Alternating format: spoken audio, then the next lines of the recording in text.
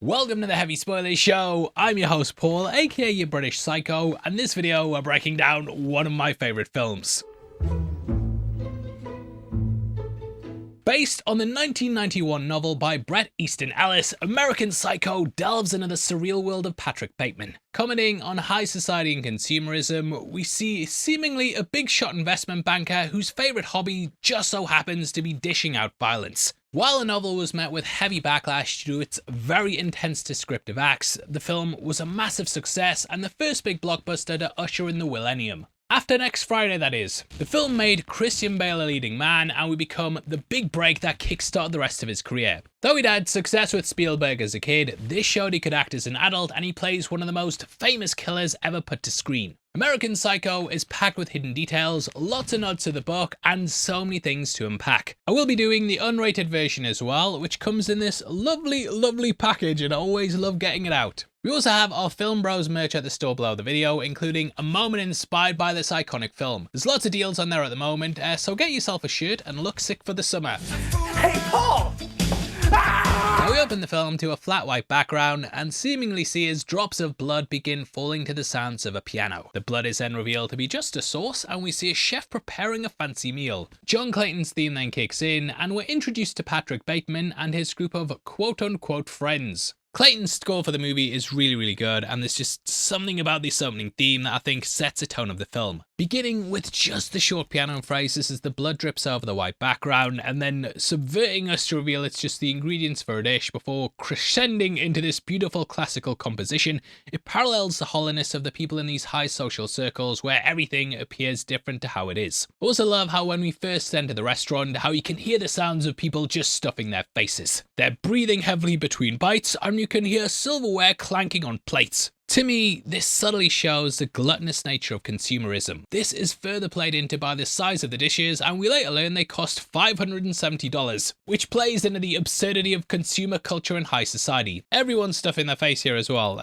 They're not really getting anything other than the status of being seen having lunch at such a fancy place. And even the dishes themselves are completely ridiculous. You've got the swordfish meatloaf with onion marmalade as a special entree for the night, or a peanut butter soup with smoked duck and mashed squash, just like Mum used to make. We then meet Patrick and the boys, and one of his friends asks why they didn't go to Dorsia. Now this is our first mention of the infamous Dorsia, which is the ultimate status symbol. It becomes a kind of MacGuffin in the film later, but for now it just shows how these people are never happy, no matter what status they've reached. One of them then notices someone sitting at the bar who he thinks is a rival investor named Reed Robinson. However, the other argues it's Paul Allen until Bateman says the real Paul Allen is sitting across the restaurant at another table. Now, since the movie's just started, we don't know who Paul Allen is yet, but this is not him. Paul Allen is, of course, the character played by Jared Leto, and this is definitely not Jared Leto in the scene. This comes into play later though, but people not knowing each other's names is a major theme throughout the film. Ultimately, it is how Bateman sort of gets away with things, and it shows how none of these people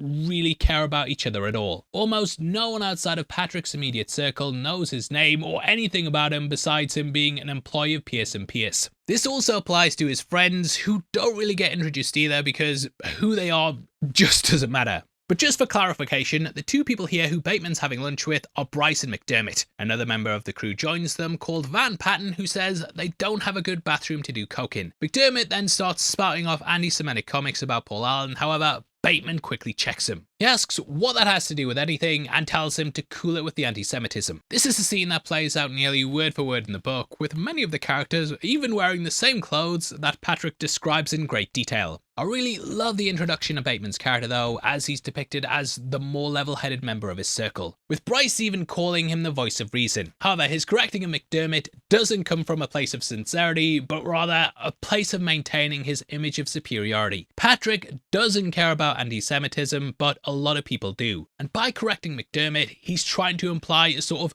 moral superiority, basically virtue signaling. This also subtly shows Patrick's indifference to everything. Bryce is upset about the restaurant, Van Patten's upset about the bathroom, and McDermott is upset about Paul Allen having the Fisher account along with him being Jewish. Patrick doesn't care about any of these things because he doesn't have strong feelings about anything. Whether it's religion, women, or current events, everything he says he does is just to maintain his mask to the outside world. After dinner, Patrick and the boys head over to a nightclub to cut loose. This nightclub isn't named in the film, but it's most likely the Tunnel from the book. Tunnel was an actual club in New York City until it was closed in 2001, but it was pretty famous in the DJ scene in the 80s. Interesting bit of trivia, but Vin Diesel also worked as a bouncer there at one point. Doesn't mean anything, but fun to know. As Bryce and the others cut it up on the dance floor, Patrick goes to get drinks from the bar, where he's told it's now cash only after trying to give the bartender a set of drink tickets. As she turns to get the drinks, Patrick calls her an ugly bitch and says that he wants to stab her to death and play around in her blood.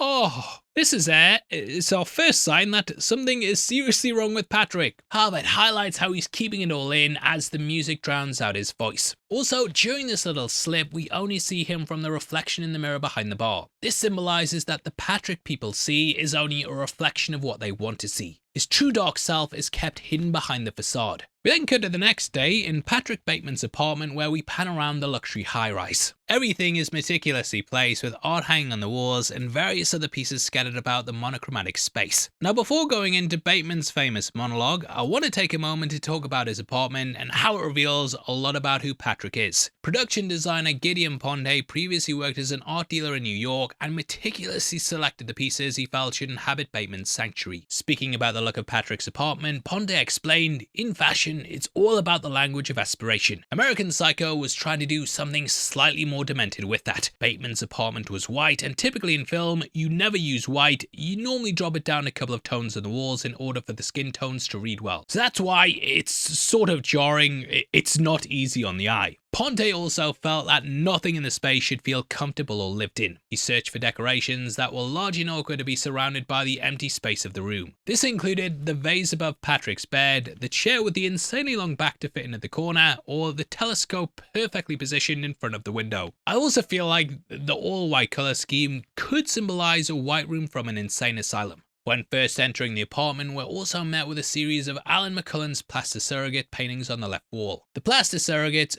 do appear to be frame canvases of a flat black image. However, upon closer inspection, the frame and canvas are only an illusion, and they're actually hydro stone painted with enamel, with no two sharing the same dimension or frame color. The pieces are meant to challenge how one views art and reframes the distinction between the authentic and the performed. As art historian George Baker describes, the surrogate fulfills the task of painting. It facilitates aesthetic engagement and economic exchange, produces discord, and takes up space on the wall. It does all the things that a painting should do, but it is not a painting. It's a fraud, a fake, a stand-in. Bloody hell, slagging them off there. However, it works really well in the film because the plastic surrogates are a perfect representation of Patrick Bateman. Just as the surrogates are not real paintings, Patrick Bateman is not a real person, only a performance. We then see two large paintings of a man and a woman in business suits from Robert Longo's Men in City series. The series depicts men and women in business attire in awkward, twisted poses meant to reflect the tension and alienation of corporate life. Longo created this series by throwing objects at his friends on the rooftop of his apartment and capturing their reactions, which he then converted into large-scale monochrome drawings. Not only do the themes of the Men in City's painting fit with Bateman's need for social acceptance, but the fact that the images are of people falling in distress also fits with his real desire to hurt others. As we see Patrick go into the bathroom, we can also see a huge mural of Richard Prince's Marlboro Man Cowboy. This series by Prince is actually repurposed images of the Marlboro cigarettes ads, which caused a lot of controversy in the art world at the time, mainly about what is and isn't fair in the appropriation of someone else's work. The original Marlboro Man represented the American ideal of masculinity and significantly contributed to society's conception that a man should be independent, hit the thumbs up, be rugged and fearless. Damn right! However, in Prince's piece, by taking away the advertisement and keeping the lone image, many argue that he's forcing viewers to confront the constructed idea of masculinity created by corporations. The piece parallels Bateman in numerous ways, symbolizing his self-image as a masculine alpha male. However, just like the image itself, this is all completely manufactured in order to sell the idea of independence when, in reality, it's been copied from someone else. Now, while we don't see it here, later in the film, Patrick also has a Cindy Sherman piece from her untitled film stills series, which depicts her looking at her reflection in a mirror in a self-portrait, much like the mirror skin peel scene we get here. Now, a point that we talked about a lot in our Psycho breakdown is how a person's reflection is often used to represent the dark side of one's personality. The picture is framed right behind Patrick during the killing of Paul Allen and when he holds the nail gun to Jean's head, symbolizing Patrick being his dark uncanny double who acts on his primal desires. All of these pieces of art also represent Patrick's artificial identities. In many ways, they all show that he's not truly a person, but only the idea of one that he portrays to the world. We then see Patrick go over his very meticulous morning routine as he introduces himself to the audience. Something I want to point out as well is notice how Patrick tells us his address before telling us his name. It shows how he thinks the status of his apartment is more important than who he is. This is not only because he has no personality, but also because that's the only thing everyone else cares about. Whew, and I know we've just went on a whole art tour of the apartment, but I have to quickly talk about how the first thing we see Patrick do here is look at his reflection in a framed poster for Les Miserables. Les Mis comes up a lot in the novel, 17 times to be exact, and it's often described as being the hottest play in NYC. It's also a topic that Patrick and his friends discuss to seem sophisticated, but none of them really has any understanding of what it's actually about. The poster is not only a reference to the many times Patrick sees it in the novel, but having it in his apartment was also director Mary Harron's way of emphasizing the subtle irony of their obsession with the play. While the decision to add the poster was made by art director Ponte, Harron said, "I thought it was hilarious, emphasizing the ironic humor of a rich madman connecting to the impoverished struggles of the French Revolution." You can also see that he isn't even looking at the poster, just his own reflection. Patrick then takes us through his morning routine where he does morning exercises and showers using various lotions and scrubs. He even uses a moisturizing face mask while he prepares the rest of his routine. This gives us probably one of the most famous scenes in the movie where Patrick slowly peels off the mask. This was also done perfectly by Bale, who pulled off the mask on his first try. Mary Harron thought it would be an agonizing process given how it would break apart being pulled off, but yeah, keeps his cool and just stares there menacingly. The pulling of the face mask for me, that also symbolizes the many different faces or masks that Patrick wears.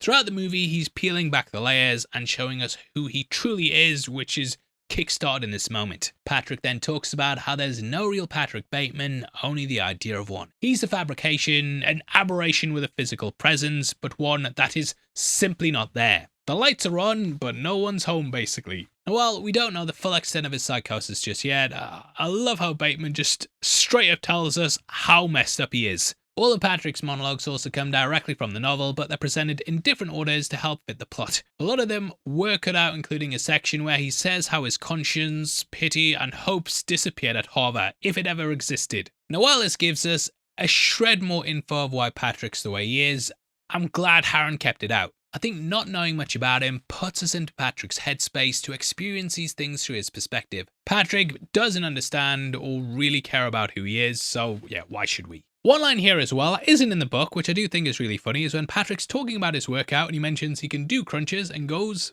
"I can do 1,000 now." Just really emphasizes how ridiculous this dude is and how he thinks this makes him look so impressive to the imaginary audience that he's talking to in his head. And Bale just kills it. For as iconic as he made this part though, the studio had their worries. With Lionsgate owning the rights for the film, Mary Harron was already set to write and direct, but the studio was unsure when she chose Bale as her leading man. They agreed on the condition that she cast two bigger name actors, which led to Willem Dafoe and Reese Witherspoon being cast in the movie. However, Lionsgate still decided to fuck around and offered the role to Leonardo DiCaprio. Thus, Harron left the project. The movie was then going to be directed by Oliver Stone, but he and Leo had major creative differences. The budget also spiraled out of control and Leo dipped to go and shoot the beach. Lionsgate couldn't live with their failure and thus they went back to Harron and Bale was hired. Stone's version of the movie though would have included James Wood as Detective Kimbell and Cameron Diaz as Evelyn. It also had Jared Leto as Paul Allen and Chloe Sevigny as Jean, who Harron decided to keep.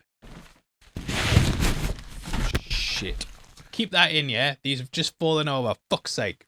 Alright, we'll get all that out of the way, because I need my space for this fun Hollywood fact. Now, when Leo still had the role, feminist activist Gloria Steinem lobbied for him to turn it down due to his fans mainly being teenage girls and it would ruin his career. Steinem also just happened to be dating Christian Bale's father at the time and became his stepmother, with many speculating that one of the reasons Bale took the role was simply to irritate her. However, Bale dismissed this as unsubstantiated gossip. I think when you hear the book was banned as well and how much backlash it got, you obviously Want to go and immediately check it out. The biggest surprise of all, though, when you watch the film, is finding out that it's pretty much all played for laughs. Like hearing it's a book that was banned in so many places. I'm sure, I can't remember who it was, I listened to a podcast on it and they basically said feminists were going into like the bookshops and pouring blood all over it and basically tearing it apart in the stores. And hearing that was banned, crazy. And then you go see the film and it's made into a movie about a guy who likes talking about Whitney Houston CDs. Very surprising, but yeah, people hated the book. However, it wasn't just Bale's stepmother who didn't want him to take the part, as many of his fellow actors said it would kill his career if he played the lead in a film like American Psycho, which, according to Bale, only made him more eager to do it. Bale had so much faith in this film, though, that he even turned down numerous other roles, and personally called Ewan McGregor when he was offered the part, begging him not to take it. Speaking about why he was so eager to play Bateman, Bale said, "A lot of people would talk about Anthony Perkins in Psycho and say that once you play a villain like that, you never get to play anything else. But Bateman, I could never view him as a villain, pure and simple, because he's so ridiculous. He's not your ordinary..." I'll do it. He sometimes goes American, sometimes goes a bit cockney, so I'll try sprinkle that in. "He's not your ordinary kind of Hannibal Lecter, scary villain, because you laugh at him and never with him." Which turned out to be the right move. This also brings up, the obvious detail of Patrick Bateman's name being an intentional homage to Norman Bates. Now this movie is also when Bale really started to hone his absolutely mental body transformations. Bale reportedly followed Patrick's morning routine during the film's production and spoke in an American accent all times on set. I don't know what that was. Many of his fellow castmates, though, didn't even know he was British until the rap party and thought he was doing an accent for another film. Extensively studying the novel, Bale also insisted on getting author Brett Ellis's approval and met with him in character, which is just hilarious. Ellis said that after the first 10 minutes he begged Bale to stop it and that it was the single creepiest moment of his life. Bale supposedly also based his interpretation of Bateman on Tom Cruise after seeing him in an interview with David Letterman. According to Mary Harron, Bale said that Cruise had this very intense friendliness with nothing behind the eyes. And here's some of the interview that they're referring to. Great actor and a generous person. Yeah. Was there a period Not only is this hilarious, but it also fits in line with the novel, as Tom Cruise is featured in the book and he actually lives in the same apartment complex as Patrick. In the book, Bateman even runs into him in an elevator and mistakenly calls him cocktail bartender. This was done so they couldn't get sued because, yeah, if you have Bateman run into Tom Cruise, then he's clearly not Tom Cruise, is he? Anyway, after seeing how Patrick gets ready for the day, we head on over to his office. He walks into the building with a cold stare while listening to Walking on Sunshine, which still absolutely kills me. No real symbolism here with this song, but it's just a really funny choice to further show how ridiculous that Patrick is. This is also the first instance we get of someone getting his name wrong. That guy calls him Hamilton, which just shows how little people care, even if they work in the same office. All of them are just these carbon copies of people desperate to climb the corporate ladder and be seen as someone successful. No one cares who you are, only what you do. In the book, Patrick even comments on how this is how he and everyone else around him sees the world. As Patrick enters his office, we're then introduced to his assistant Jean. She tells him about his various appointments and calls, which he mostly cancels, even though he just sits in his office and watches TV all day. Sounds like someone I know, mate. Also notice the two drawings on the wall to the left of Jean as she walks into Patrick's office. These are drawings from the English sculptor Henry Moore from his sketchbook collections. Along with his collection of shelter drawings, Moore created many of them when living underground in bomb shelters in London during the Blitz of 1940. Now, though it was hard to nail down the exact ones that I spotted, I will put the ones on the office on screen for the next bit as I talk away in the background. Inspired by the human body in natural forms, many of Moore's drawings are abstract and unsettling, even often depicting people in distress or imminent danger. You can see how these are just the type of sketches someone like Patrick would admire, and he surrounds himself with images of people literally suffering. His office in the movie closely resembles the way Patrick describes it in the book, however, there he has a George Stubbs painting instead of the drawings. Doesn't say which Stubbs painting it is, but I feel like it has to be this one on screen right now. After cancelling his appointments, he then tells Jean to make him reservations at various restaurants, including the Arcadia at 8 on Thursday. As Jean goes to leave, she shoots her shot a bit with Patrick, telling him he looks really nice today. Thank you. However, Patrick tells Jean she looks like shit and to not wear that outfit again. She pretends not to hear him, but he makes it very clear, telling her to wear a dress or skirt because she's prettier than what she's currently wearing. Talk about a backhanded compliment. It's kind of playing into his obsession with having control though, and even when she smiles, he says, "Just wear high heels." Once Jean leaves, Patrick then sits back with his feet on the desk and turns on Jeopardy. Small detail here, very small, but the question Alec Trebek asks is, during courtship, the male frigate bird inflates to enormous size the red pouch found here. As Trebek says, frigate birds have huge red pouches under their necks that they inflate to attract females. This parallels how Patrick attracts his female victims by putting on this surface level show. He flexes his money and status to impress people, but lacks any substance beneath it. Now, after a long day of doing something at the office, we see as Patrick heads to dinner with his fiancée Evelyn. As Evelyn lists off the various expensive things that she wants to have at their wedding, Patrick's completely uninterested. He has his headphones on and is listening to Simply Irresistible by Robert Palmer, which I was also dying about this part. We then hear Patrick's internal monologue about how annoyed he is that Evelyn won't shut up while he's trying to listen to the new tape, and even calls her his supposed fiancée. It highlights how he doesn't really care about her or love her, but is just with her for his public image. Notice how Patrick also has to specify this is the new Robert Palmer CD. It's so that we don't think he's not hip to the latest music trends. I think the choice of Simply Irresistible also plays into the theme of everything about Patrick mimicking what he seems to see as normal. It's a song about someone who was in love with a woman at first, but now finds her simply irresistible. Patrick has no feelings for Evelyn whatsoever, so he listens to a song about someone in love in order to assume that model of human behavior. Evelyn also mentions getting Annie Leibovitz to photograph their wedding, who is a super famous celebrity photographer. Again, it just shows how absurd these people are in their idea of how important they are. However, despite Evelyn's planning, Patrick says he can't get married because he can't get the time off work. Evelyn says that since his father owns half the company, he can do anything he wants and then calls him silly, which is probably why he said it to Jean earlier, as it's something he's picked up from Evelyn as a phrase that can help break tension. Silly. Forget it. I'll make them. Now, we don't learn anything about Patrick's father or his family in the movie, but his parents are mentioned in the book a number of different times. There, Patrick's mother lives in a care facility called Sandstone due to some unknown illness. One of the few mentions of Patrick's father we get in the book is when he's visiting his mother there and sees a picture of him on the mantel. All he says is, "There's something the matter with his eyes." This could indicate that Patrick's father shared his psychotic tendencies in some ways, leading to him being unable to develop any sort of emotions himself.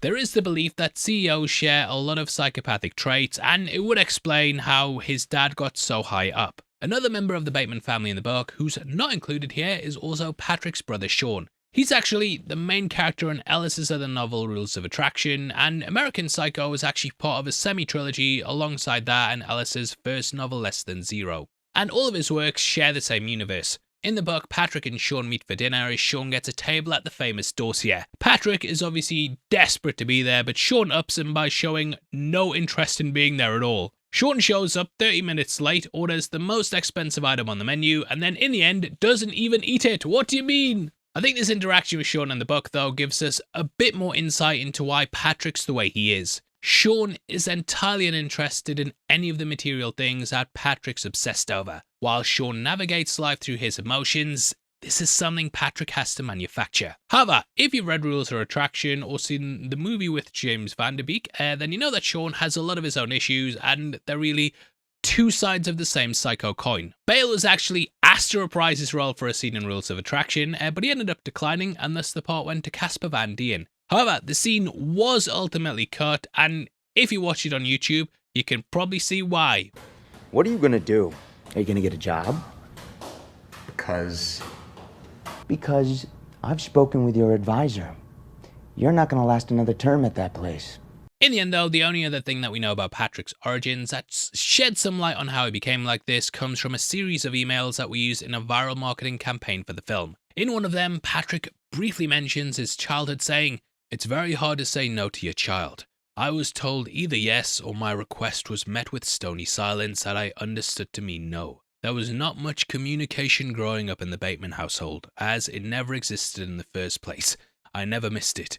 It just wasn't there." Which is kind of playing on how he doesn't feel like a real person. Now, bit of a side tangent there, we'll get back to Evelyn and Patrick, and Evelyn asks him why he doesn't just quit since he completely hates his job. However, Patrick snaps at her and says, Because I want to fit in.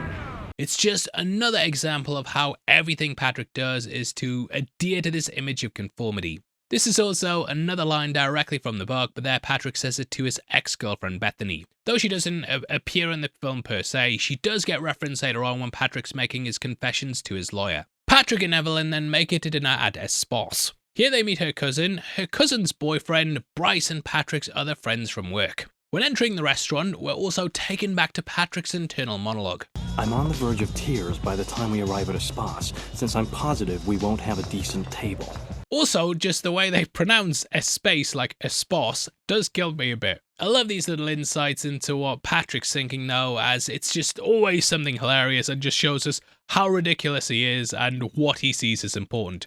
Like almost breaking down in tears at the thought of having a shitty table. Like the first restaurant though, this one is equally as ridiculous, with its menu being in Braille for no reason other than it seems unique and cool. Notice how when Patrick first takes the menu as well, he looks at his reflection, but we see that it's all blurry. This is another visual reference to how Patrick Bateman is only an illusion of a real person. As they eat their small and expensive dinner, Patrick then thinks about how he's pretty sure Evelyn and Bryce are having an affair. However, he couldn't care less and wonders if she knows that he's having an affair with her best friend Courtney. He also mentions how she has a major drug problem and is engaged to Lewis Carruthers, who's one of their co-workers. He calls Lewis the biggest doofus in the office, and we can see this later on as he's kind of on the outskirts of the main group. Lewis is a very interesting character though, for more reasons than one, which we'll get into later, but I feel like his character is meant to represent the film's themes of masculine behaviour and social conformity. Lewis has bright red hair, wears bow ties, and chooses a striking gold font for his business card.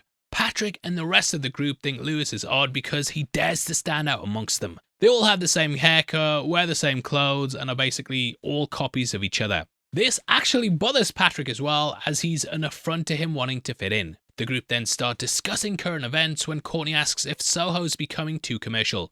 However, Bryce interjects, saying that what they should really care about is what's going on in Sri Lanka. Patrick then takes charge of the conversation, saying there's a lot more important problems, such as bringing an end to apartheid, slowing down the nuclear arms race, promoting civil rights, and equal rights for women. Which are all fantastic ideas, yeah. We love a socially conscious Patrick Bateman. I love the speech Patrick gives here though, as it's clearly taken word for word from something he read or heard someone else say. But everyone is so wowed by how insightful that he is, especially Lewis, who's nearly in tears. He doesn't offer any kind of solution though, or show any kind of knowledge of what these issues actually are, and just lists off what they should do rather than how they should do it. This just shows how all these people in upper class society don't actually know anything about these issues, only surface level buzzwords that make them seem knowledgeable and cultured. I think this is also a great example of how much Patrick's personality is scripted and carefully crafted, as everyone else just has very basic comments, but he delivered this entire speech because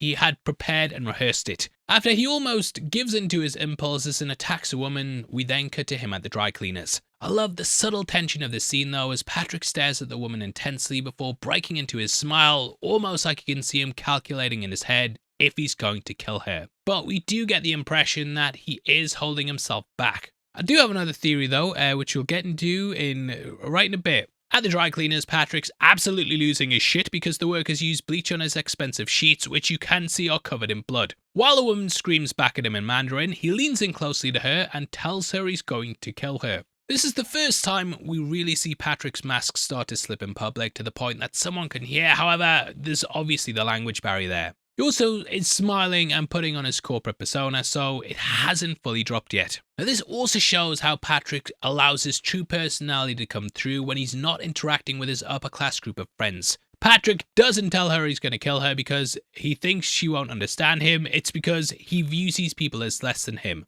There's just no need to try and impress them. This also shows Patrick's narcissism, as he believes that since he's more successful than others, it doesn't matter what he says or does to them. They are just things to be exploited, which is of course, commenting on CEOs and how they exploit people for capitalism. However, before Patrick fully loses it, he is able to regain his public persona when a woman he knows comes in at the dry cleaners. Quick detail here as well, apparently Great Britain tennis player Greg Rosetsky can be seen walking by in the background. Wasn't actually, they didn't know it at the time. He was just in Toronto and just apparently happened to be walking down the street when they were shooting. Happened super quick, and I'm not a big enough tennis fan to know for sure if that's him, but if it is, let me know below, and if it's not, comment as well. Just keep those comments up. Now, despite Patrick's issue, the woman says that this is by far the best dry cleaners in town.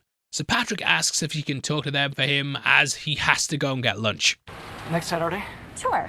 Can't, I'm afraid. At matinee of Les Mis. Listen, I've really got to go. Christ, I'll call you. Okay. And he obviously makes sure to name drop the restaurant as well. She also asks about the blood on the sheet, but he brushes it off as cranberry juice. She seems to not really believe this, but immediately doesn't give a shit once learning where Patrick's going to lunch. It shows how everyone's so ignorant to the world around them and only cares about surface level things that help increase their image. Which is also why no one catches on to Patrick's obviously strange behaviour, which does start to get more prominent as we go throughout the film. But none of his friends ever suspect him once, even when he's trying to murder one. Before Patrick rushes out, the woman then tries to secure a date with him. Now, she doesn't introduce herself in the film, but the credits have her as Victoria, and in the book there is a character called Veronica, who Patrick mentions he had a date with. He puts her head on ice at one point and even plays with a piece of her hair, which does happen, albeit with another character. We then find Patrick back in his apartment and he talks to Courtney on the phone about going out while we see an adult movie in the background that we can't show for YouTube. The title of the tape though is Inside Linda's Ass, and this clearly inspires what he says to the two women later on. I'm pretty sure this is a real tape as well, and if my wife asks why I've been searching for it,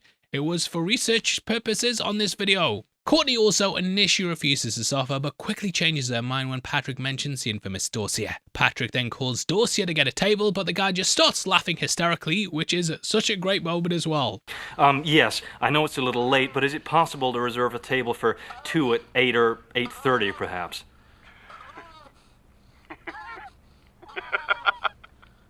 We then see Patrick and Courtney in the back of a car on their way to dinner, mirroring how he and Evelyn went out earlier. This is shot like this for a specific reason, and it plays into how they're virtually the same person for him. This time though, instead of Robert Palmer, I Touch Roses by Book of Love plays on the radio. Similar to the Palmer song with Evelyn, this song also seems to symbolise his relationship with Courtney. The lyrics say, "If you think I'm magical 'cause roses bloom with my touch, that's mathematical.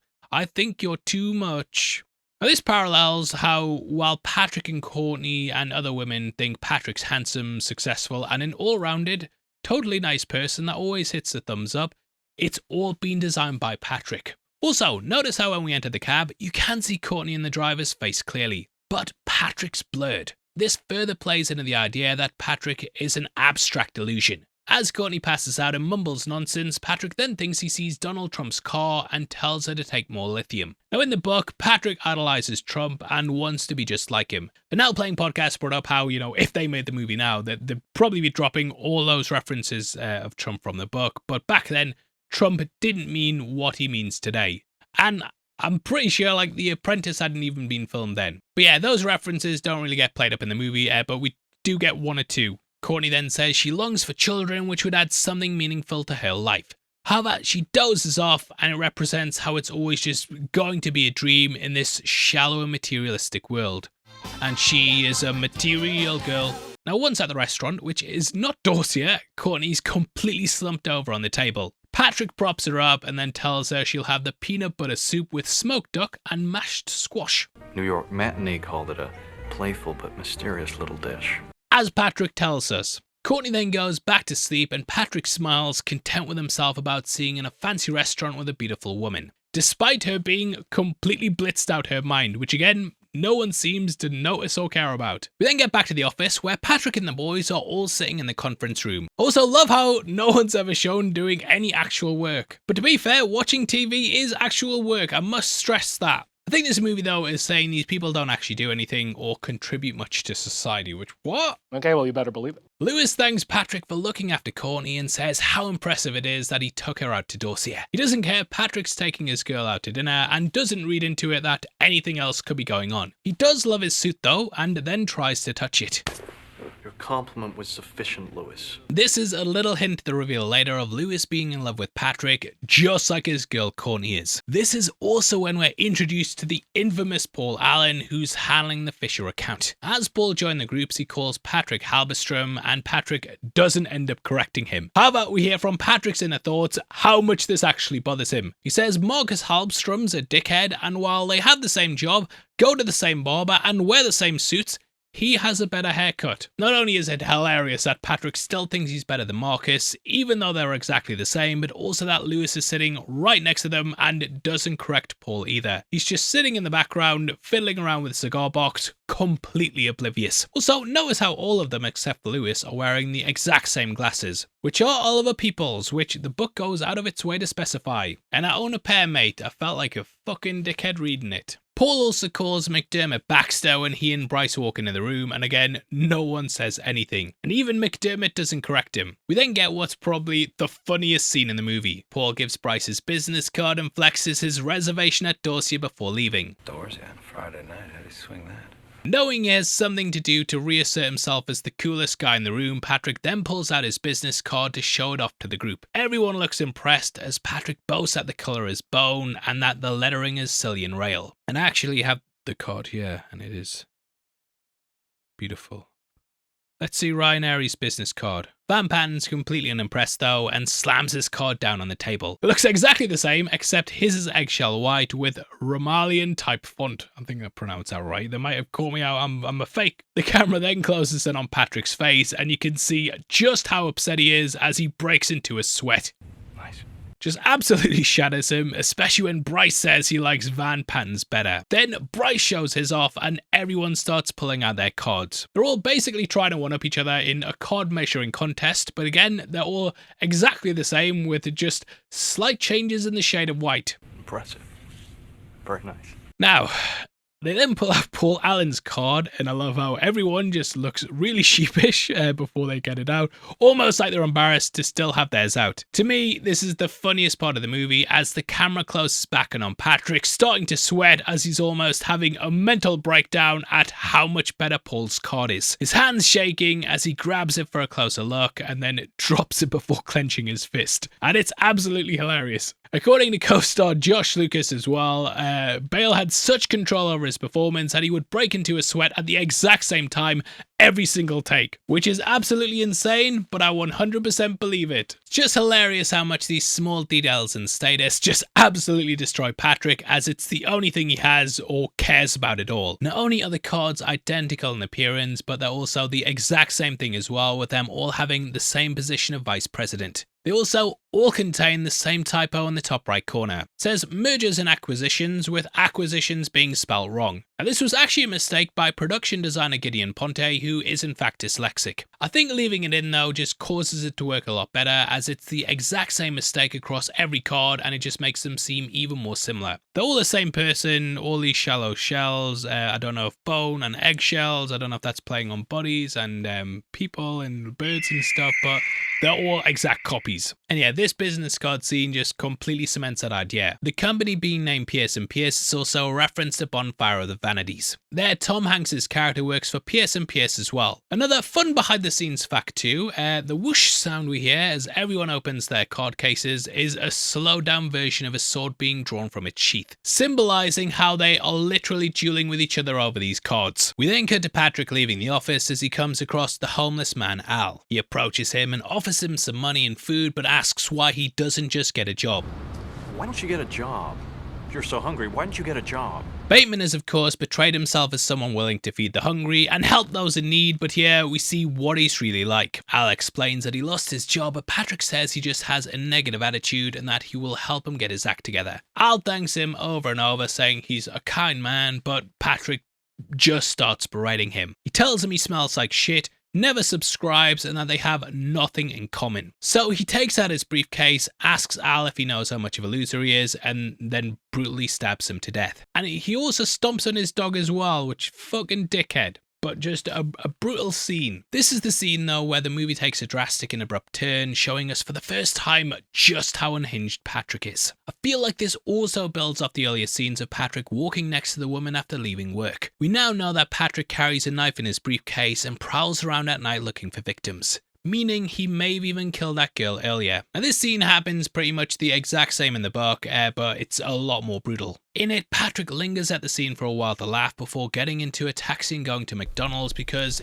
he feels like that's where Al would have went for lunch. He also talks about how immediately after killing Al, he feels ravenous and pumped up. Drifters and homeless people are of course often targeted by killers, as very few people care about them or even report them as missing. So his crimes go very much unnoticed. Juxtaposing the violence, we then see him getting a facial massage. He acknowledges that what's happening to him is horrible, but he doesn't understand it. But he does know that his mask of sanity is slipping. Patrick has a similar speech in the book, but there's an added line about how his ability to feel compassion is completely gone and that he's simply imitating reality with only a dim corner of his mind still functioning. Yay! Cutting to the P&P Christmas party, Patrick broods while staring at Paul Allen talking to Courtney. He's then approached by a co-worker who addresses him as McCoy. This again shows no one really cares, but it's also another reference to Tom Hanks's Bonfire of the Vanities character who's called Sherman McCoy. Evelyn then interrupts, bringing holiday cheer with her new potbelly pig. Oh my gosh, a pig!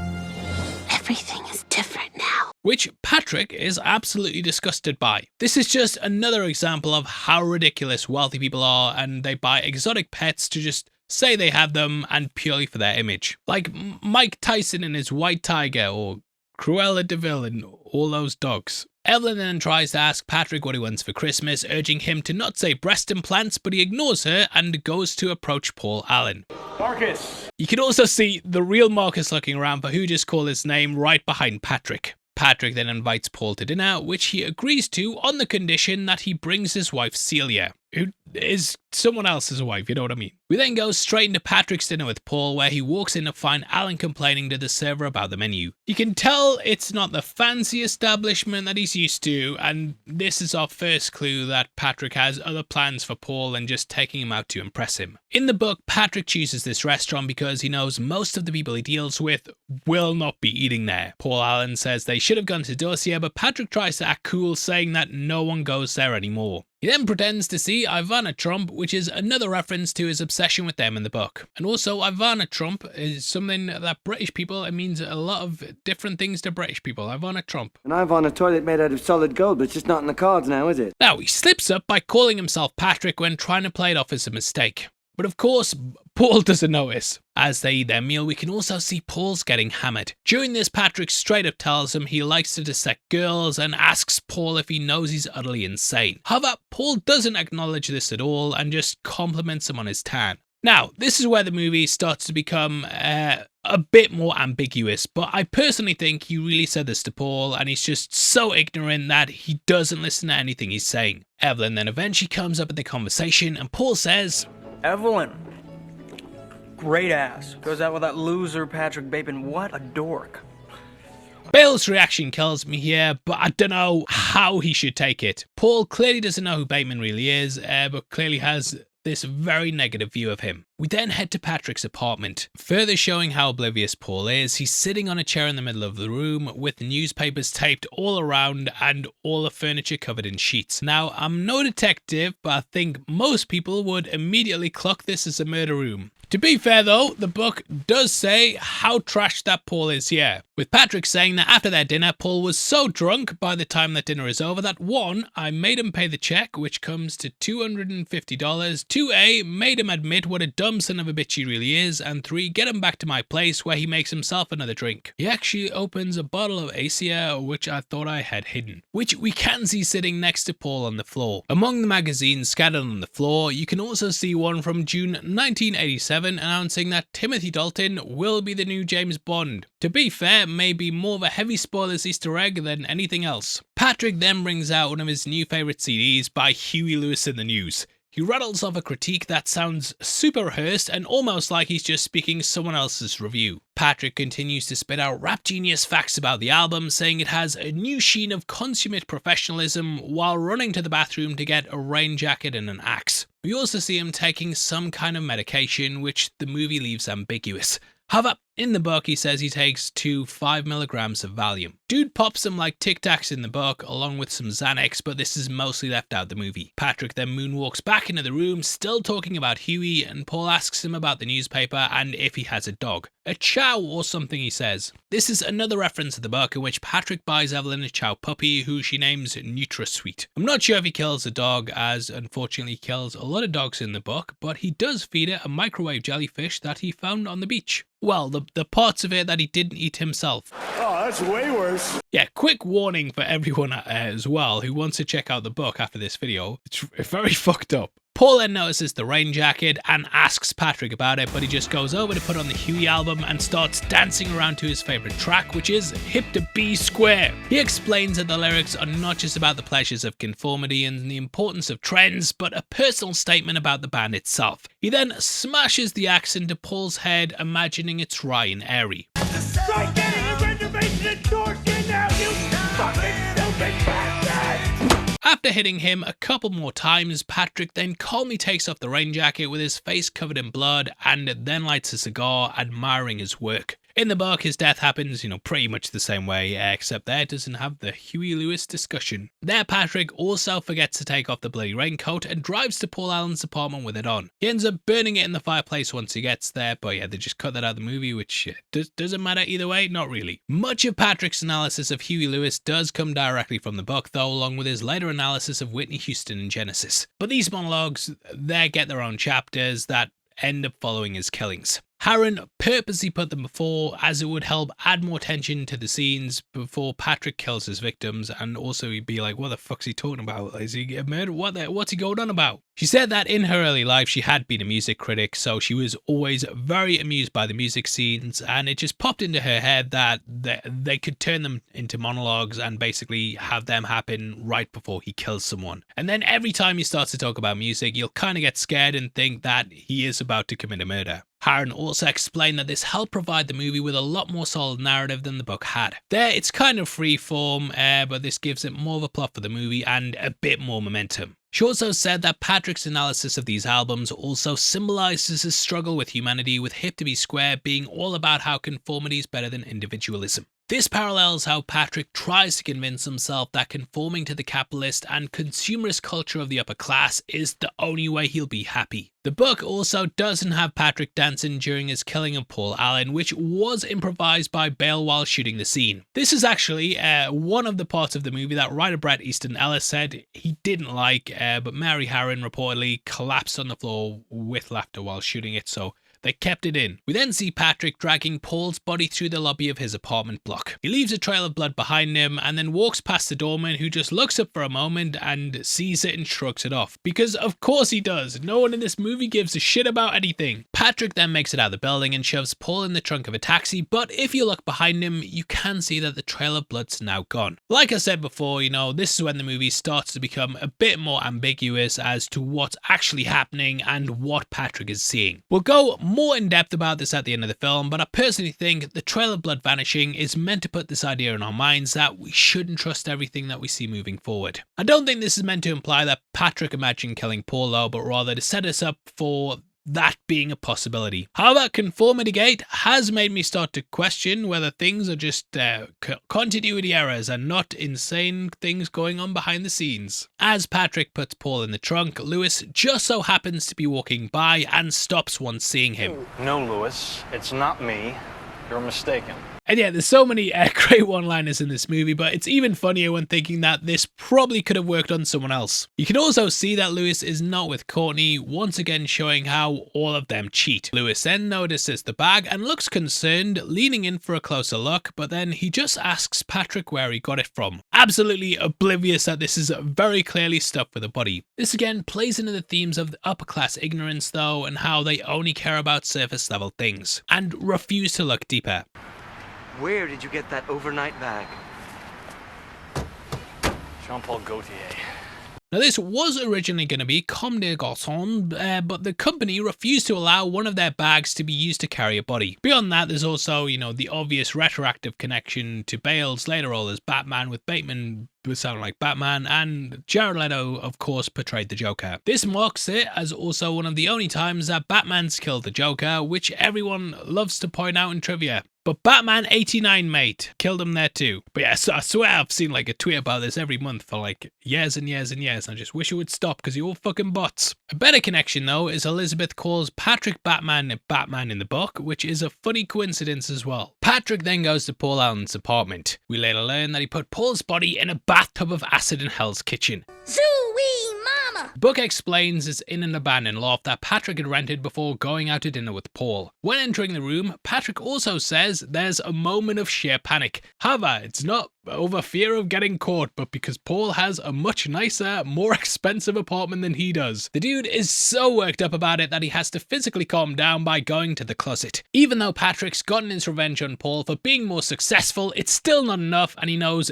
deep down he had more. Patrick then begins packing a suitcase for Paul in order to make it look like he just skipped town. He then leaves a message on his answering machine pretending to be Paul, saying he's headed off to London. Small detail as well, but while Patrick is packing the suitcase, you can see a picture of Paul and his family on the dresser behind him. I feel like this is meant to show that while Paul and Patrick are very much the same in the way they navigate through the corporate world, Paul still has a real personality in relationships. While Paul's apartment may seem nicer than Patrick due to his view of the park, the rooms fill with actual things that a person would have. Like a picture with actual people. Everything else is also pretty ordinary, including the dresses in his bed. Whereas Patrick fills his apartment with expensive artwork and statues that mean nothing to him other than how expensive they are. The only pieces we do see in Paul's apartment are pieces from Joseph Alba's homage to the Square series. This is a series of paintings that was created by Alba's to show the juxtaposition and contrast through the appearance of colour. There's also another version of the Square series on the wall facing this one that we see later on when Patrick brings the girls to Paul's apartment. This painting, being in Paul's apartment, represents the contrast between Patrick and Paul. Though they contain many of the same qualities, Paul's are genuine, whereas Patrick's are manufactured. This also goes with the visual of the painting being colourful and geometrically aligned, contrasting Patrick's artwork being devoid of any colour. The only other art Paul has is another composition piece, which is seemingly an homage to artist Piet Mondrian. He was regarded as one of the pioneers of 20th century abstract art. Mondrian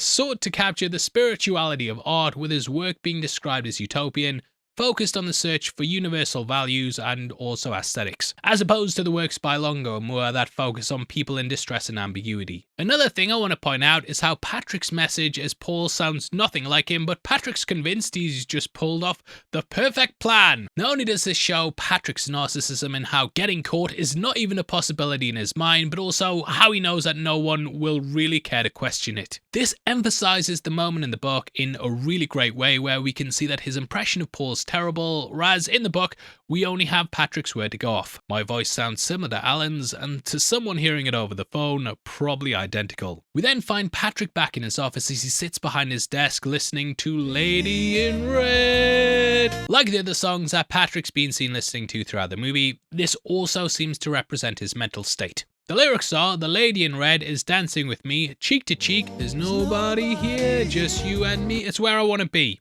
Please! Now, reaching the lady in red symbolizes Patrick's bloodlust, which he's no longer able to control. Jean then comes in to tell him that Detective Kimbell's there to see him. Patrick tries to dodge him by having Jean tell him he's at lunch, but he lets him in after Jean tells him it's only 10:30. Patrick then pretends to be on the phone as Kimbell comes in, talking to someone about the do's and don'ts of wearing a bold striped shirt. It's another show of his real cares in life, and also that if he seems important, then the detective won't question it. After introducing himself, Patrick quickly slides the magazine he was reading and his headphones in the desk, which I did think was an adult magazine. Patrick also introduces himself as Pat, which he hasn't done before. But it's just another way of him trying to portray himself as being friendly. Kimbell then begins his questioning, saying he's investigating Paul Allen's disappearance. Shows that people did really care about Paul and immediately flagged up something was wrong. Despite his best efforts to derail Kimbell, the detective continues with his investigation, asking Patrick some basic questions about himself. Patrick says he hopes he's not being cross-examined, but when Kimbell asks if he feels like he is, he says,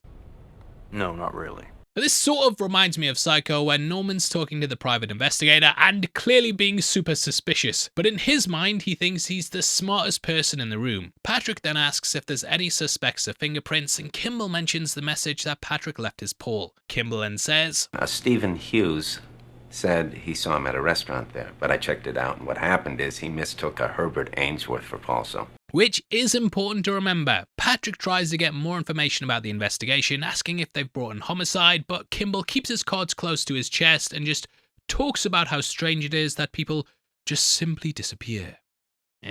But yeah, clearly suspicious of Patrick. However, Patrick cuts the interview off and gets him to leave by saying he has to meet Cliff Huxtable for lunch at the Four Seasons. Once again, trying to impress Kimbell by flashing his upper class status and raising his suspicions. Cliff Huxtable is also not a real person, but the name of Bill Cosby's character in The Cosby Show. Not only showing this is an obvious lie, but it also shows how he can't even make up a fake name without it being something he's adopted from pop culture. We then cut to Patrick's apartment where he watches Texas Chainsaw Massacre while doing the morning routine. And if you've watched it, why not watch our breakdown of it right after this? Now this movie later inspires Patrick to use a chainsaw when killing people. In the book, Patrick doesn't actually watch Texas Chainsaw Massacre, but does show his admiration for Leatherface when talking about serial killers with his friends. Van Patten calls him Featherhead, which really pisses Patrick off, and he corrects him by saying Leatherface. This section also has McDermott complaining about how Patrick's always bring up serial killers in this casual, educated sort of way. The part where Patrick starts to skip and cross the jump rope was also improvised by Bale, as he thought it made Patrick look ridiculous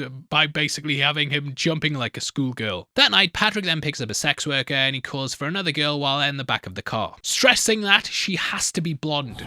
I really can't stress blonde enough. Blonde. Now this brings up a detail I haven't seen many people talking about, in that how Patrick specifically targets blondes. Every woman he kills or has a relationship with is blonde, and nearly all of the women he mentions in the book are blonde as well. Neither the book or movie explain this though, but it could give us a bit more of an insight into why Patrick's the way he is. Bundy, for example, he basically killed people who resembled his ex, and it's possibly playing off his past. Patrick's fetishization of blonde women most likely stems from some event in his childhood where he's now projecting that onto these women. We talked earlier about how Patrick's mum's featured in the book quite a lot, but it's never specified if she has blonde hair. If she is though, then it would fall in line with Freud's theories. He said the death instinct and its relationship to displacement and unconscious defense mechanisms basically create an inverse of the pleasure principle, aka the instinct to seek pleasure and avoid pain. In Beyond the Pleasure Principle, Freud explains that the pleasure principle and the death instinct are a person's two primary instincts in life, with the death instinct being part of a person's id. That's a part of a person that's aimed towards themselves, and the death instinct is something that's reflected to the outside world. Now, getting very psychobabbly, but we can see how this closely relates to Patrick, as he's already reached the point of non-existence, which has redirected his aggression onto others. Freud proposed that outward aggressions stem from when a person's ego is disturbed and they engage in a defense mechanism such as projection. As we've seen, Patrick has completely succumbed to his primal dark desires, or his id, and it's now dominating his superego. This is most likely due to his neglect as a child, which he mentioned in the promotional emails that we talked about earlier. Now, within this framework, Freud suggests that these aggressive drives may then be displaced onto another person who has little or no connection to what caused the aggressions in the first place. This could explain why Patrick has a fixation on blondes, because they're who his id has redirected his death instinct towards for one reason or another. In the end, it's possible that Patrick seeks to restore them into non-existence, just like himself. Patrick's targeting of blondes also seems to symbolize his ignorance and reducing people to being something to exploit. You know, being blonde has long been used in a negative way to describe a woman being dumb, naive, or promiscuous. Hence the phrase blonde bimbo. Having this surface level belief though, Patrick fixates on them because he believes they aren't intelligent or aware enough to be able to see that he has no real emotions. Similar to why he goes after homeless people. We can see this mentality later on in the film amongst Patrick and his friends, where they talk about how all women with good personalities are ugly. This is also played into by the female characters in the film. None of them really have any kind of personality other than just being used by men for sex or simply as a status symbol, such as Evelyn and Courtney. Whew. And yeah, that was a big read, and that's enough of today's psychology lesson, so let's keep moving. Now with his other lady of the night secure, Patrick tells the woman he just picked up that his name's Paul Allen, and that she is to only respond to Christy. We then see Patrick treating Christy to a relaxing bath, and he tells her to wash herself in the vagina. However, Patrick then I don't know why I did that. Patrick then gets a call that this other woman's there, and he tells Christy to put on a robe and meet them in the living room. He answers the door to another blonde, who he decides to call Sabrina, and mentions how there's something a bit off. Not quite blonde, are you? More dirty blonde. In the book, Patrick tells us how this infuriates him, but he doesn't say anything because to him she's still hot and will be whatever worth he's paying her for the hour. Patrick then sits with the girls in the living room and tries to show off by having them ask about what he does for a living. Really though, they couldn't care less.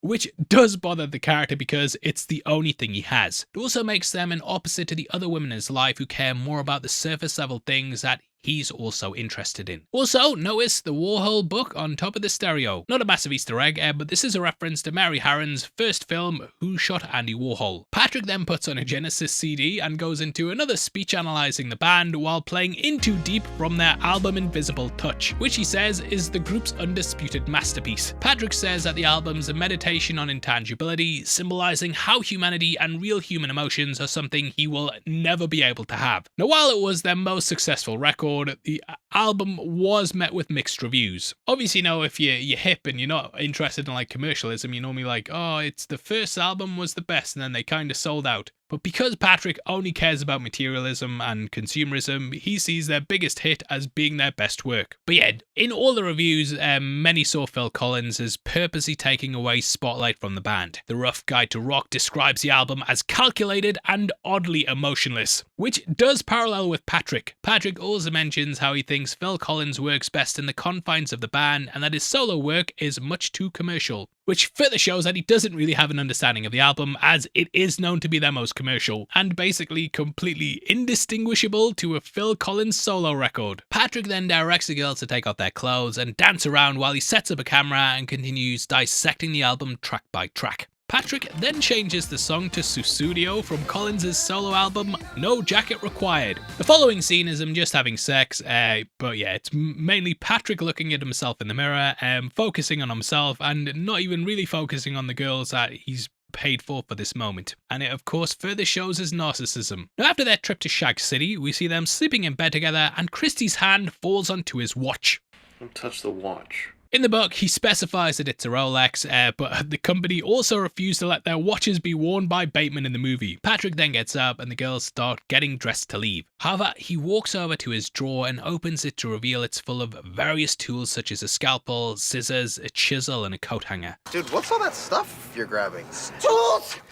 Tools! Duct tape, zip ties, and gloves! I have to have my tools! We then see Patrick escorting them out with both of them beaten to shit. While sobbing and taking the money, we can see that Sabrina has huge cuts on her back and also her nose is bleeding. Super messed up, and the movie does kind of subvert our expectations here, as we are positive that he's about to kill these women, especially since we've already been conditioned to associate Patrick's monologues about music with his killings. To me though, this almost makes Patrick even more disturbing. He doesn't find pleasure in simply killing people, but in making them suffer, which is emphasized a lot more in the book, where it frequently describes in gruesome detail how Patrick tortures his victims. Now, a lot of the scenes in the book are heavily toned down here because, again, yeah, I can't emphasize how much more fucked up the book is. There are multiple moments where you'll be like, oh fucking hell, I can't believe this, as it's very, very heavy at points. And not heavy in a good way like me. We then cut to Patrick having lunch with McDermott and Van Patten, where they talk about women. What if they have a good personality?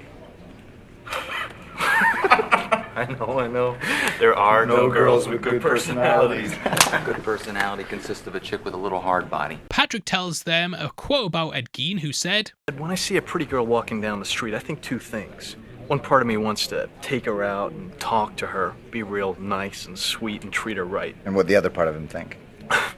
What her head would look like on a stick. However, this quote is actually from Ed Kemper, the co-ed killer. He killed multiple women around Santa Cruz in the 70s, and then Patrick laughs at his own joke, unable to contain himself. But his mates just kind of stare at him and each other uncomfortably. Now, this shows that Patrick is truly losing control of maintaining his public image. It's the first time he's allowed himself to slip in front of his close circle. Prior to this, Patrick's only allowed his true thoughts to slip in front of people that he thinks don't matter. Lewis then walks up to show off his new business card and slides it out the case. It's almost exactly the same as everyone else's, except for the gold lettering that he chose for his font. McDermott and Van Patten are pretty unimpressed, and they just say it's nice, but this completely shatters Patrick. He snaps a fan pattern when bringing up the dinner and pushes McDermott's hand away, saying if he touches him again like that, he'll draw back a stump, which killed me because it was all over this card. Patrick then excuses himself to the bathroom where he finds Lewis and puts on some gloves as he sneaks up behind him. However, Lewis turns around and gently kisses his hand. Wait, what? Lewis then confesses his secret love for Patrick, which stops him in his tracks. Completely frozen, Patrick starts to panic and washes his hands with the gloves still on as Lewis continues to pursue him. He yells that he has to return some videotapes though, and then storms out.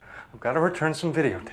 Which was actually a quote I used to say over and over when I was saying how I didn't really want to do something. Patrick being so taken aback by Lewis coming onto him though, does kind of play upon one of Ellis's themes in the book of gay panic and masculinity. Set in the 80s, you know, AIDS was obviously a massive thing back then, and it was almost entirely blamed on the gay community. Ellis, being gay himself, saw firsthand how people were treated and thought of during this time, and he included these elements as a way of commenting on people's views and how Patrick couldn't even bring himself to kill Lewis because he was so shaken up. We then see Patrick back at the office where he finds Detective Kimbell's waiting. Going in, Kimbell asks Patrick if he remembers where he was the night of Paul's disappearance. God, I guess I was probably returning videotapes. Pretending to check his calendar, this is where he brings up the date with the woman from before.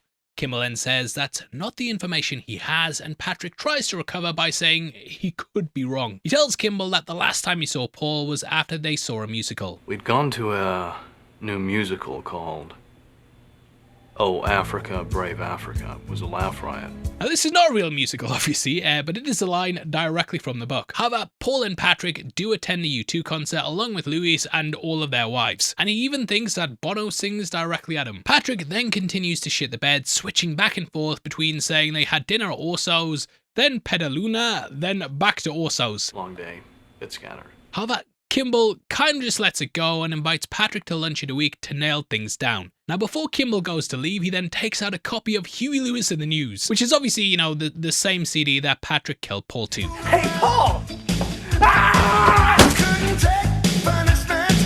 Patrick blankly stares at the CD as tense and dramatic music starts to kick in. Also, notice how when Kimbell takes out the CD, light from the case reflects on Patrick's face and goes directly in his eye, but he has no reaction to it. It shows how controlled and dead inside that he is. Now, there seems to be a reference to a scene in the book which combines both the interviews that we've seen thus far. While Kimbell doesn't have the Huey Lewis CD, Patrick comments to himself how Kimbell is utterly unaware of how truly vacant I am. There is no evidence of animate life in this office, yet still he takes notes. Kimbell, of course, raves about the album, saying he picked it up on his way to Patrick's office, but Patrick says he's never heard of it. I mean, I don't really like singers. Kimbell then asks if he's not a fan of music, and knowing he has a CD of collections right behind him, Patrick quickly scrambles and says, Huey's too black sounding for me. Whoa, cool it with a racism, Bateman. Does it come in black? Now, I want to shout out the CRWN Cinema podcast who pointed out the irony here in their breakdown. They said you can tell Patrick's completely stumped as to what to say, as he's having to respond to something that he hasn't rehearsed, and thus the only thing he can think of is saying something racist. With that being the most surface level reason he could have to not like the band, and showing how he also doesn't really have any real opinions of his own. Kimbell then just brushes off the comment and they agree to lunch for the following week. We then cut to Patrick banging Courtney. Afterwards, Courtney tries to talk about something serious, but he deflects by telling her how good she looks and that there's just nothing to say. Courtney accepts this and tells him to have a good Easter if she doesn't see him. However, she does try to call him back before changing her mind. Patrick? Yeah? Nothing. Now, we don't get this cleared up, it's never revealed, but the theories are that she is in fact pregnant and trying to tell him that. However, like everything, it just gets brushed to the side, nothing ever comes to it, and we never see Courtney again. Also, as Patrick gets out the bed, you can see a boom mic in the reflection of the mirror, and I sure hope somebody got fired for that blunder. That night, Patrick then hits the club with the boys, and again we see them talking to a group of girls. Patrick tells one he's into murders and executions, which she mistakes as mergers and acquisitions, which I always appreciate that wordplay as well. Also, notice how all these women are blonde, meaning any of them could be next on Patrick's hit list. We then go to Patrick and the model outside where she accuses him of thinking all blondes are dumb. Oh. I really don't. That's okay. I don't mind. There's something sweet about you. They get in the cab and we then cut to Patrick back in his office as he twirls a piece of her hair and brushes it against his face. Now while we don't get her name in the movie, this woman is named Daisy in the book. Though we don't learn her fate, in the book Patrick does meet up with her several times and actually doesn't kill her. Impressive. Very nice. But yeah, they have kind of pushed together the characters for the movie, and he does twirl Victoria's hair. Because of that though, they change a lot of things with Daisy as well, and a lot of Daisy's scenes are given to Jean in the movie, including the big one we're getting into right now. Now while playing with his new trophy, Jean knocks on the door and he quickly slips the locket of hair away. Patrick then picks up a crossword puzzle to ignore her, and we can see he's just written meat and bones over and over and over again, which is kind of like The Shining. Completely ignoring Jean when she tries to talk to him, she goes to leave, but Patrick then suddenly invites her to dinner. She excitedly agrees and Patrick's tone completely shifts. Wow. Isn't this a coincidence? Jean suggests Dorsia, which we see somewhat irritates him, but he covers it with a smile. Patrick then calls the restaurant, who once again reject him, but he pretends to have gotten them a reservation, even though he didn't give a name. You didn't give a name. Patrick then invites her to his place for drinks beforehand and tells her she should change. I want to change before we go out. Also, I do want to point out how Patrick's wearing sunglasses here. I think this fits in with the idea of having multiple faces and, you know, eyes are the windows to the soul, and thus hiding these, he's basically shutting himself off further. To me, Patrick's no longer able to maintain his public mask of a normal person, so he has to compensate by hiding his eyes. At Patrick's apartment, Jean then tells him how beautiful his place is, and Patrick offers her some sorbet. However, when opening the freezer, we can also see he's keeping the model's head in a plastic bag. Now this was not a prop, and was shot by having the actress stick her head through the shelves of the fridge. And in the book, this is where Patrick keeps Victoria. He then brings up needing to diet, and she says he doesn't need one. However, he's clearly watching what he eats, and thus she says they don't have to go to dinner. He says it's fine though, as he's not very good at controlling his urges, and thus they stay in the apartment. This is a change from the book, as in that he and Jean do go to dinner and have much of the same dialogue. However, it's combined with the scene of Patrick and Daisy at his apartment. Patrick then asks Jean what she wants to do with her life as he starts to move about the kitchen and caress various knives. He also opens the cupboard where you can see a chainsaw, which is a reference to his later kill, and also a shotgun. It's also meat hooks and also some duct tape. Now I don't know about you, but I've never been in the kitchen and found a recipe that calls for a chainsaw. Though to be fair, my mum did used to use one to slice up chickens. Little heavy spoilers fact there. Now this could also be a slight reference to the book, as it very clearly and graphically states that Patrick also eats his victims. As Patrick grabs the duct tape, he then throws out a fun fact about Ted Bundy, who Jean's never heard of. Did you know that Ted Bundy's first dog, a collie, was named Lassie? Had you heard this? Who's Ted Bundy? You can see the disappointment on his face as he then says, "Forget it." Now in the book, Patrick says this line in order to break an uncomfortable silence, and I just think it's funny that bringing up Ted Bundy is his go-to topic in order to break tension in a conversation. Jean then comes out of left field and asks Patrick if he's ever wanted to make someone happy, which does surprise the character. What? However, he is more concerned about her leaving a spoon on the table. No, put it in the carton. After scolding her, he ponders her question as he walks around the couch behind her and holds a nail gun to her head. Patrick says he just wants a meaningful relationship with someone special, and he's about to pull the trigger, which is when he's interrupted by the phone ring. The nail gun is also another reference to the book where he used it to brutally kill his ex-girlfriend Bethany. As for the call, Patrick lets the machine get it, and we hear a message from Evelyn. Jean, is obviously uncomfortable and asks Patrick if he wants her to go, and surprisingly he agrees. I don't think I can control myself. Do you want me to go? I think if you stay, something bad will happen. I think I might hurt you.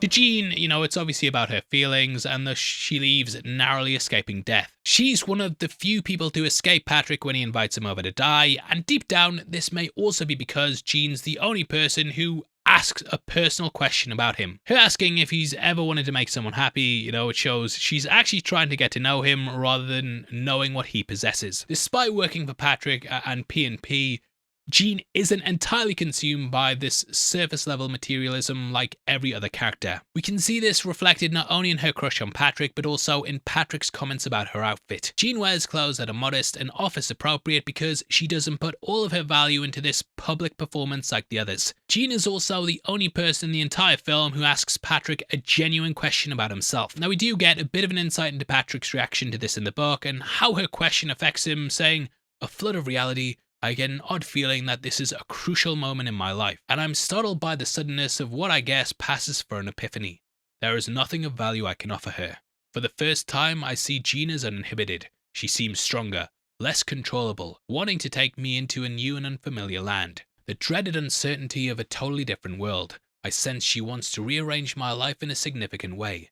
Her eyes tell me this. And though I see truth in them, I also know that one day, sometime very soon, she too will be locked in the rhythm of my insanity." Patrick is unsure how to react in this moment because he's never even considered the possibility of someone asking him such a deep question. Only surface level things that he can rehearse. This is why he decides not to kill her, because she is one of the only ones who truly sees him as a person, or at least the version of him that he presents. It also causes a conflict within Patrick, which is why I think he really starts to unravel after this moment. To him, everyone underneath their facades is just as empty as he is. But Jean is a genuine person, which goes against Patrick's worldview. Now this is one of the only scenes in the movie that also isn't entirely centered on Patrick. The camera switches between him and Jean, giving us both perspectives.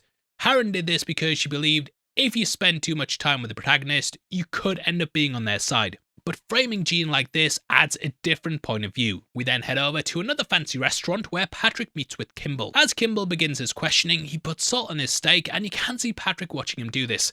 And then he immediately does the same thing. This is another example of how everything Patrick does is just an imitation of others. We can see that Patrick's already sweating as well, and that Kimbell once again asks him what he was doing the night Paul disappeared. Caught in a lie, Kimbell then tells Patrick that according to his address book, Paul was having dinner with Marcus Halberstrom, which is who Paul thought Patrick was. Hello, Halberstram. Nice tie. Alan has mistaken me for this dickhead Marcus Halberstram. However, Kimbell has already spoken with Marcus and thus cleared his alibi. I checked it out. It's clean. So, Patrick begins to further scramble, and I love as this story falls apart. Bale's acting here is just so good, and you can see him completely breaking. Just when we think that Patrick's totally screwed, Kimbell then completely drops it. Anyway, I'm pretty sure he'll turn up sooner or later.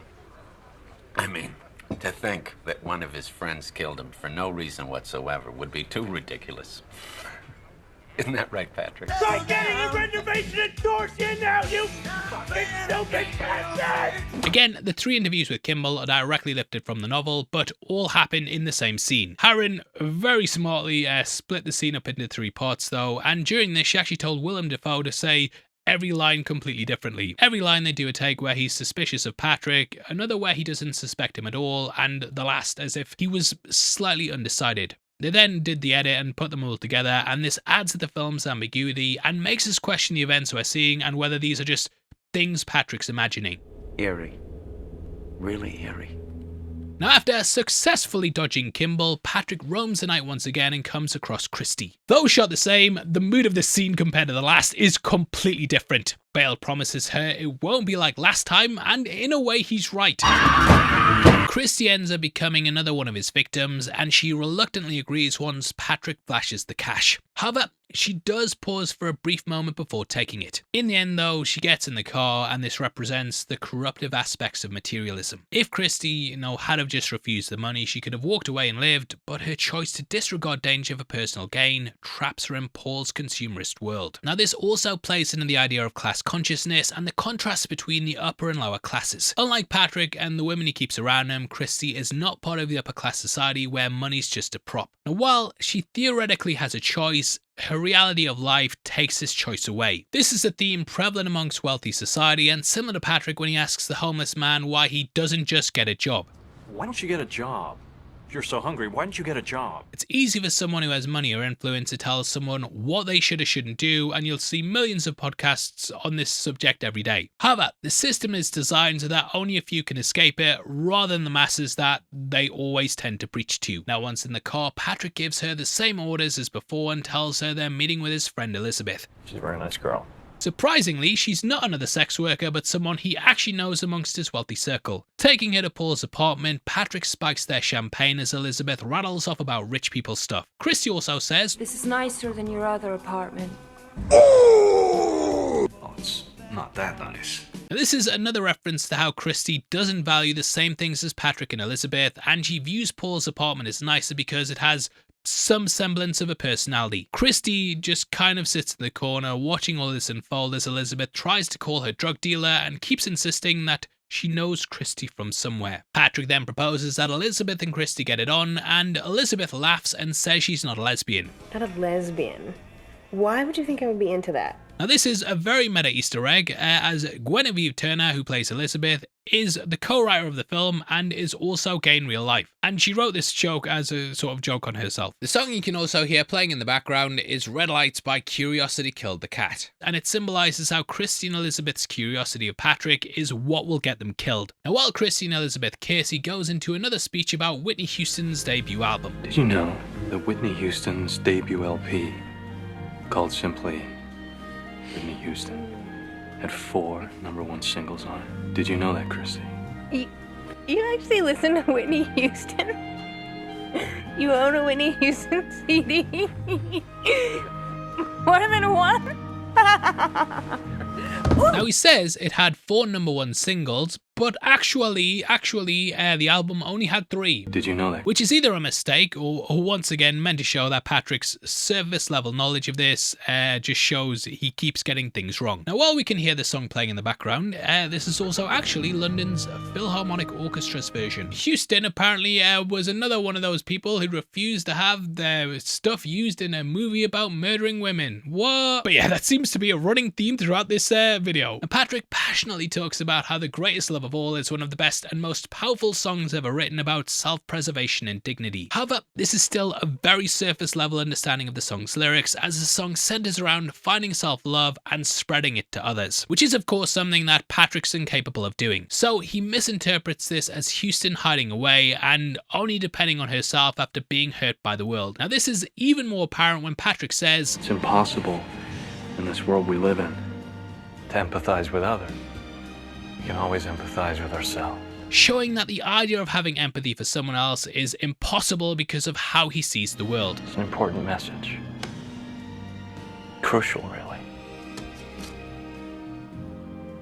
And it's beautifully stated on the album.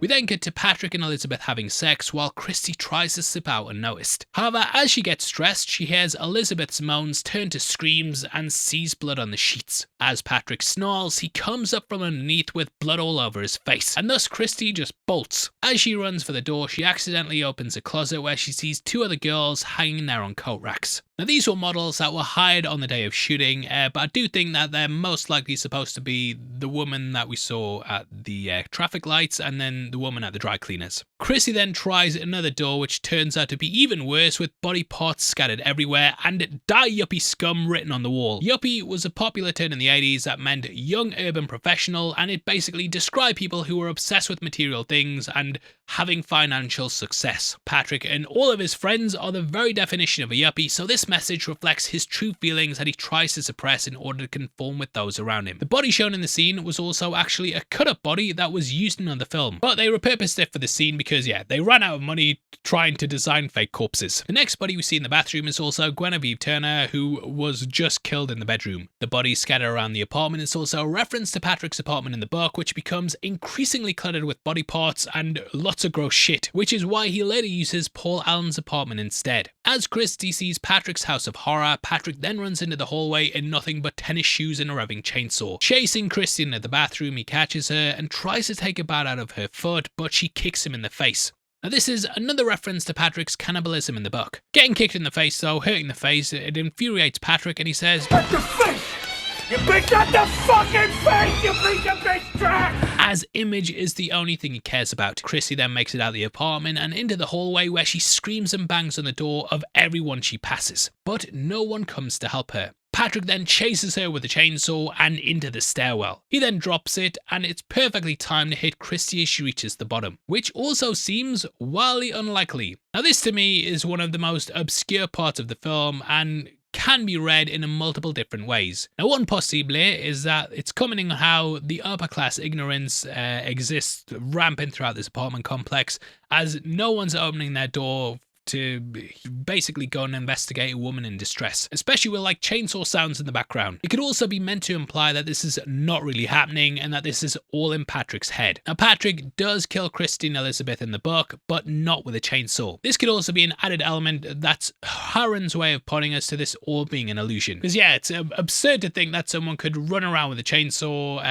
have a woman screaming, and then drop it perfectly to hit Christy as she leaves the stairs. Just very low odds of that happening in real life. This may be further hinted to in the next scene where he's drawing this, possibly having imagined it, though he might also be remembering it. Gene does discover some of his doodles later on though, which this moment clearly foreshadows. On the plate we also see the impressions of a knife and fork, which aren't really there. Gonna be a rich mate, but I did wonder if this was playing off Patrick. Evelyn is also completely oblivious to this as she waves to another guy across the room and tells Patrick she needs more of a commitment. Patrick, unable to keep up the facade, tells Evelyn that they've lost touch and that he needs to engage in homicidal behaviour on a massive scale that cannot be corrected, and that he has no other way to fulfill his needs. Now, I don't think this is in Patrick's head, but what he actually says to her in an attempt to confess, but she's just too concerned with everyone else to notice. Patrick then tells Evelyn it's over as he crosses out his picture. This not only means their relationship, but his whole act of trying to suppress his violent urges in order to conform.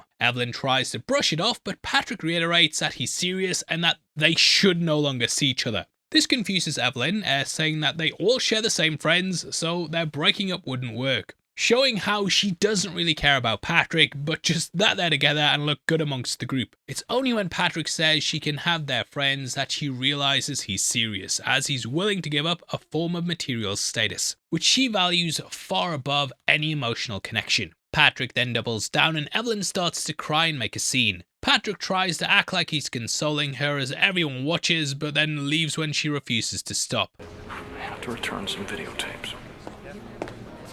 Just like the Louis scene, this is also a reference to the book where he uses this as a way to get out of tense situations. As Patrick leaves, you can also see that Evelyn immediately stops crying, showing how this is all an act for attention and she's only concerned about the optics. I don't even think she actually cries at all. As you can see, she's not shed a single tear, and yeah, it just looks like it's all one big act. Patrick then stops at an ATM on his way back to Paul Allen's and sees a cat rubbing against his legs. He picks up the cat, and when he looks back to the ATM, it says, "Feed me a stray cat." Now, this is obviously a hallucination by Patrick, unless the bank is actually psychotic, which it might be, to be fair.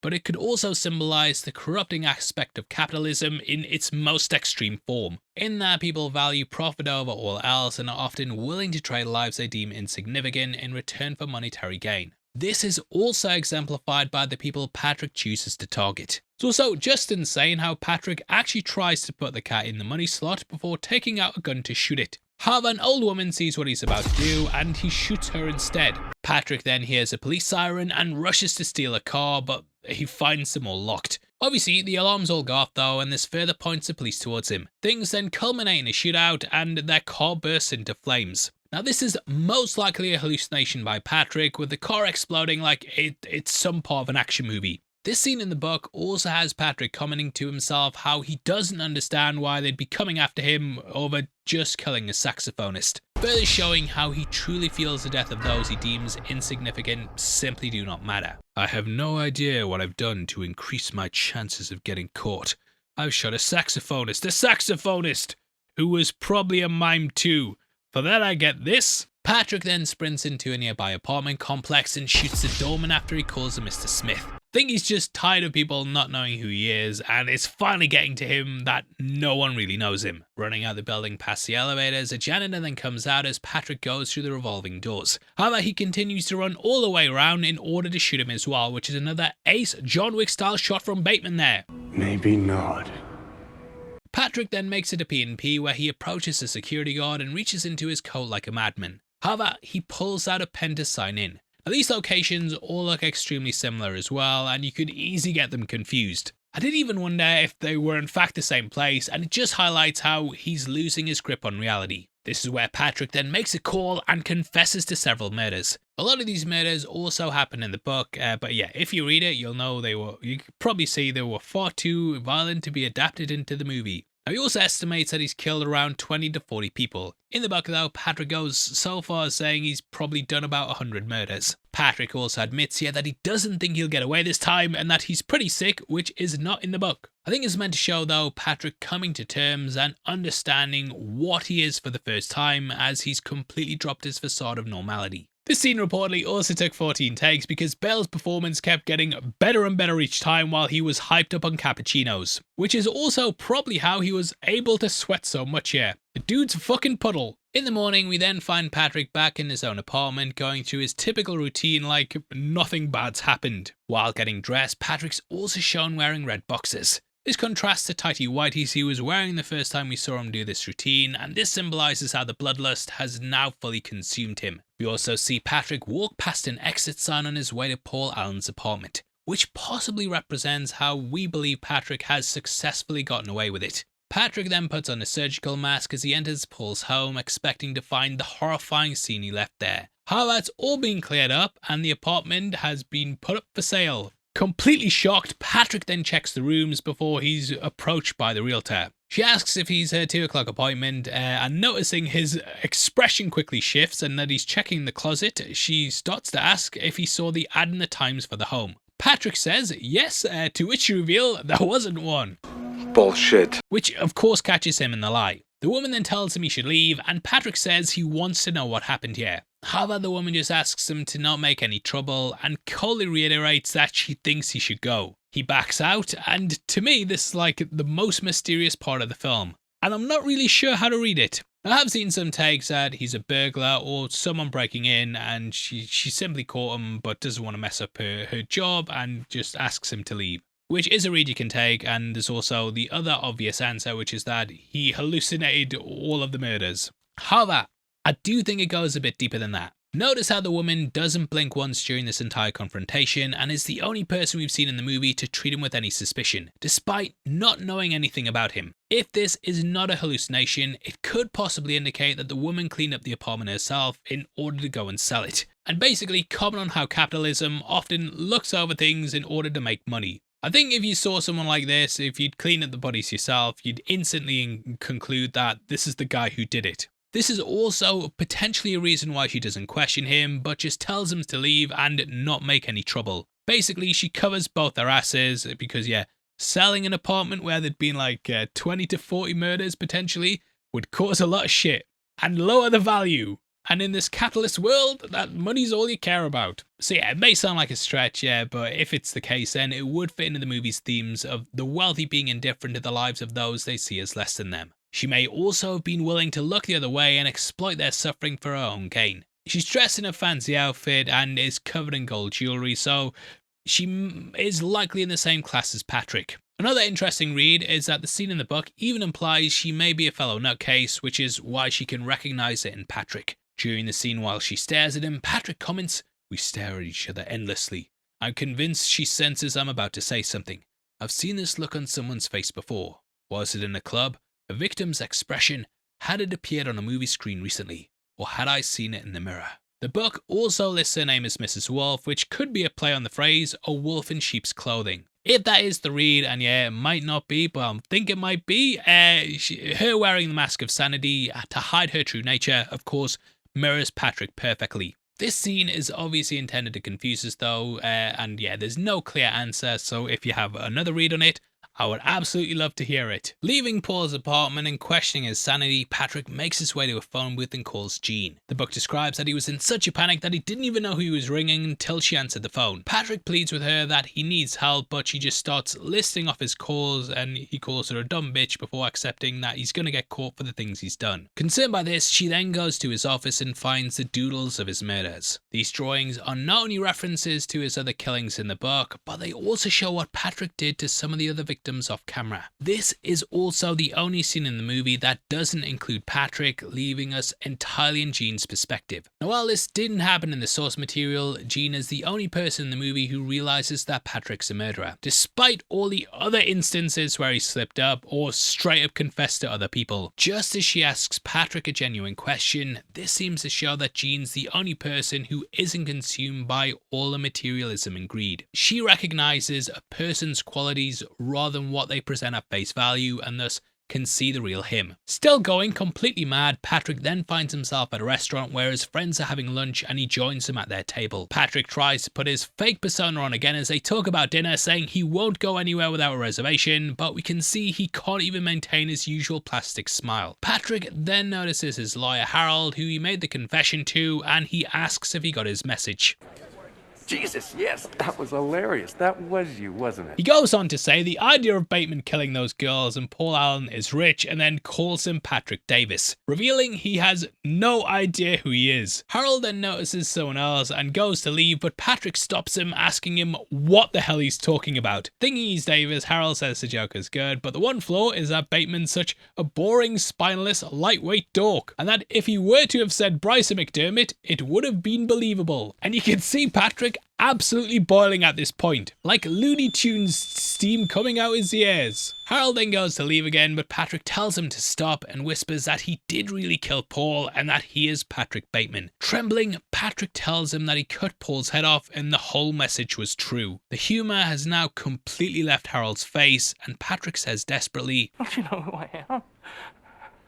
I'm not Davis, I'm Patrick Bateman." I feel like the reason this bothers him so much now as opposed to earlier is that since he's dropped the mask, he's no longer pretending to be other people and is desperate to be recognised in any way possible. Harold then says that this isn't possible because he just had lunch with Paul twice in London 10 days ago. Whoa! What a twist! Don't worry though, we will break this down at the end, but let's finish up here. Harold then leaves Patrick just as dumbfounded as we are, and he calmly walks back to the table where his friends continue their usual conversation about where they're going to make reservations. Patrick again tries to act like everything's normal, but he ends up overcompensating by uncontrollably laughing. It shows how he's gone so far into his psychosis that he can no longer even imitate normal behaviour. Patrick also uses the phrase "rockin' and a rollin'," which is a phrase his brother Sean often uses in Rules of Attraction. And it's also something John Travolta's character Danny uses a lot in Grease. Bit of trivia for you there. The gang are also watching a speech by Ronald Reagan, which is very, very symbolic. They talk about how he plays the part of a bumbling old man, but there's something going on beneath it. Reagan also pushed Reaganomics and was highly involved with the Iran-Contra scandal. Harron said on the commentary she would never normally do something this on the nose, but felt it was inescapable for the film being set in the 80s. Kinda sums up the entire time and the world that produced a man like Bateman. We then get Patrick's closing monologue saying that there's truly no end to his pain and that he hopes for it to be inflicted on others. However, he ends by saying that he does not wish to escape his torment as there's no relief and he will never be able to gain a deeper knowledge of himself and that this confession means nothing. We then end the film closing in on Patrick's cold dead stare. One last detail to point out as well before we explain the ending: behind Patrick is a sign that reads no exit. This is actually a direct reference to the last lines of the book. This goes along with Patrick's speech here, as it symbolises there's truly no way for him to escape his madness or face any consequences that may lead to him understanding more about himself. No matter how horrible his crimes are, how nice his business card is, or how nice the restaurant he can get reservations at, nothing he does matters, and he will never be recognised for anything. Even the horrendous crimes he carries out won't get him any validation in a world so vapid.